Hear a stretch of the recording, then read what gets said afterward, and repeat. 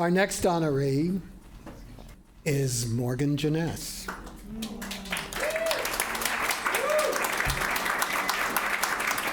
You know what we're talking about. Morgan Jenness was a force of nature. She was a fierce advocate of subversive art and thought. She was the living embodiment of downtown theater for more than 50 years.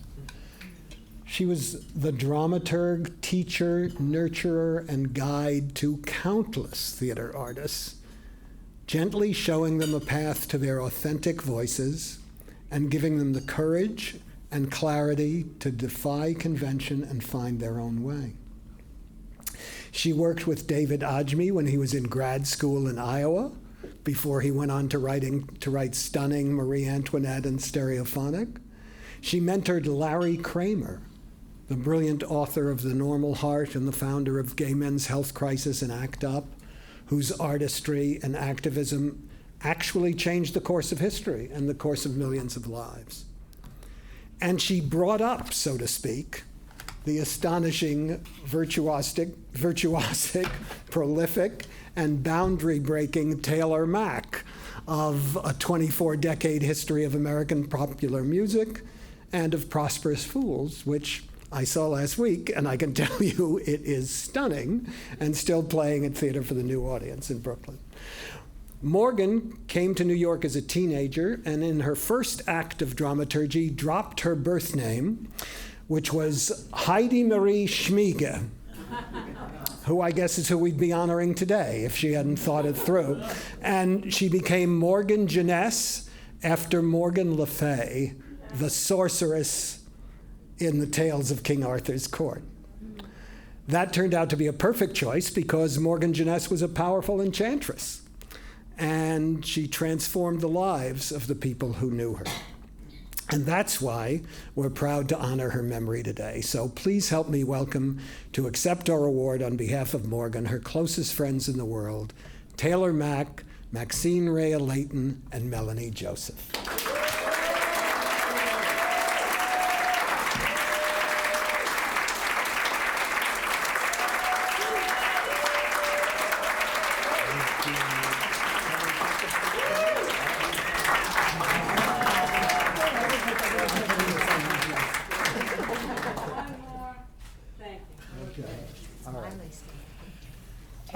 All right, so we're going to share speaking.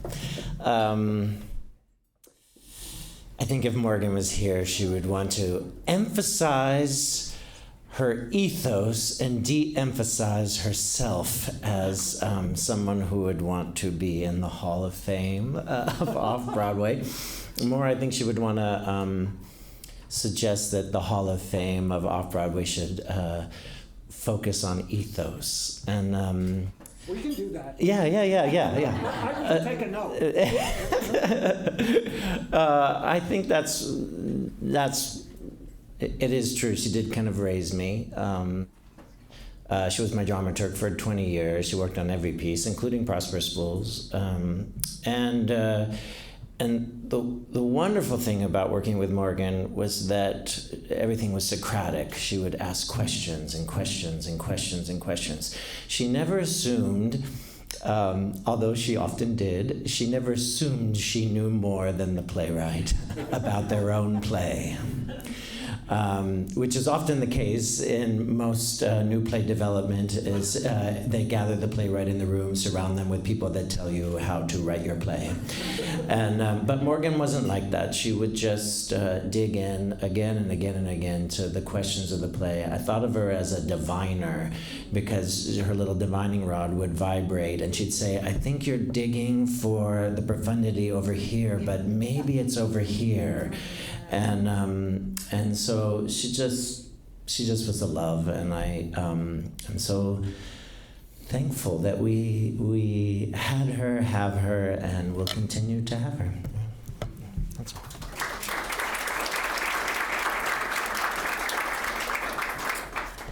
Hello. So as we celebrate Morgan today, I'm reminded of the extraordinary legacy Morgan left within this very community. I first met Morgan in a chocolate brown basement in the West Village, where we were both studying acting. Not long after, Morgan called me and said, "You've got to come with me to see Mother Teresa at the Indian Embassy," because Morgan was genuinely considering walking away from theater and devoting her life to serving others. That moment shaped not only our friendship, but revealed the fierce compassion and boundless curiosity with a mix of infectious insanity that Morgan brought to every corner of life and work in the theater. At the height of the AIDS epidemic, when I was working hospice at St. Vincent's Hospital, Morgan often came with me. Other than the nuns, we were among the few who refused to wear gloves. I can still hear Morgan say, "If holding someone's hand where they're going to die is going to kill me, then bring it on." That's who Morgan was, a fearless advocate for human dignity, both on stage and off, an artist, an activist who championed new voices, fought for unheard stories, and reminded us that theater must always stay in conversation with the world beyond its walls. A brilliant mentor and dramaturg, Morgan was one of the most visible of the unseen hands that shaped American theater. Morgan's partnership with this community through teaching, dramaturgy, activism, and tireless advocacy changed us all. Morgan stood for so much, and she expanded how we dream. So today, we honor not just a remarkable person, but a legacy, a life that, just as Morgan envisioned that day with Mother Teresa, was truly a life in service. She was in service to new voices, to urgent questions, and theater that makes us explore our humanity. Thank you, my dear friend Morgan, for showing us how to listen deeply, care fiercely, speak boldly, and dream bravely together. Oh, nice.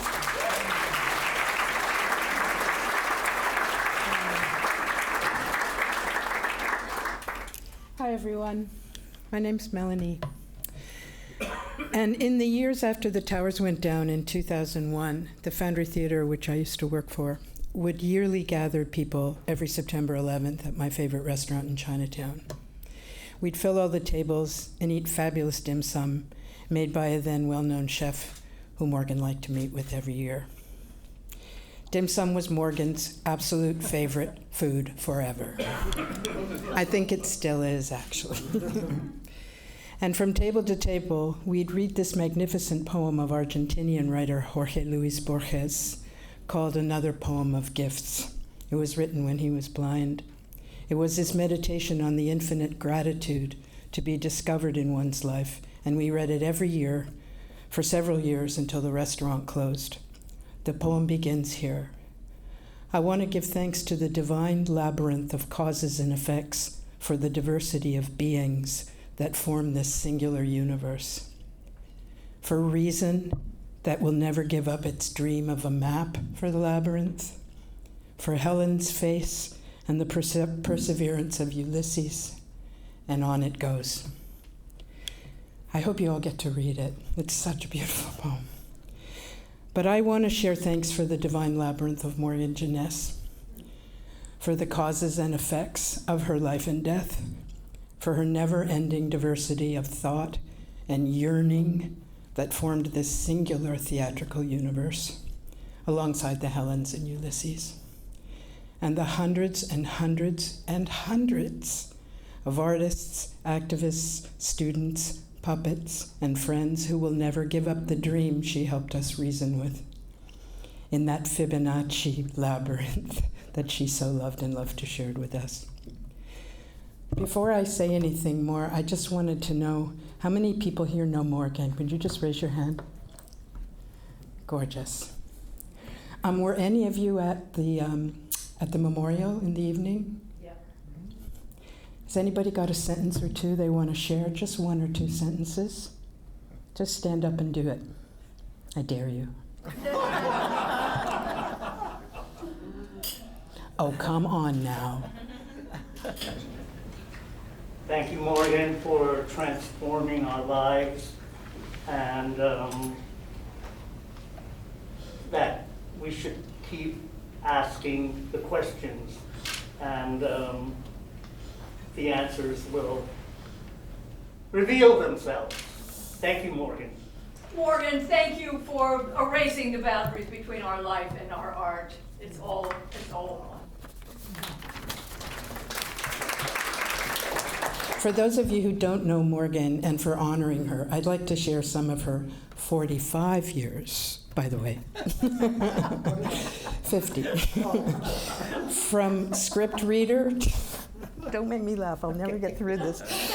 From script reader to dramaturg, literary manager, director of play development, associate producer of the New York Shakespeare Festival, associate artistic director of the New York Theater Workshop, associate director in LA of the Los Angeles Theater Center, agent with Helen Merrill's agency, and then Abrams Artist, representing some of the most celebrated writers for stage and screen. I named her Swifty Lazar in those days. We had a really good time with that. And then in 2011, walking by Occupy Wall Street in Zuccotti Park, she saw the giant Lady Liberty puppet created by Joe Terrian and Nathan Lee. She approached them and asked if they had a group. They said, not yet. And she said, you do now. So next, in addition to all the plays she shepherds, she added activist and puppeteer, dramaturging theaters, protest marches, from off-Broadway to street performance, from never missing any other commitments. Most of her daily lists of to-do were about 14 hours long. And she had to remember to eat and sleep, fighting FOMO, but almost never missing a show.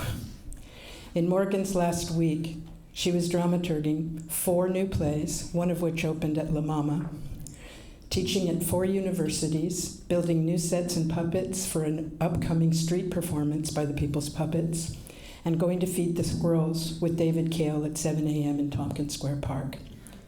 On Tuesday, she finally went to sleep.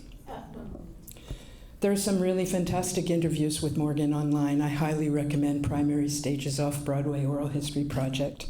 She's fantastic in that conversation, and she wears some lovely pink clothes, I might add.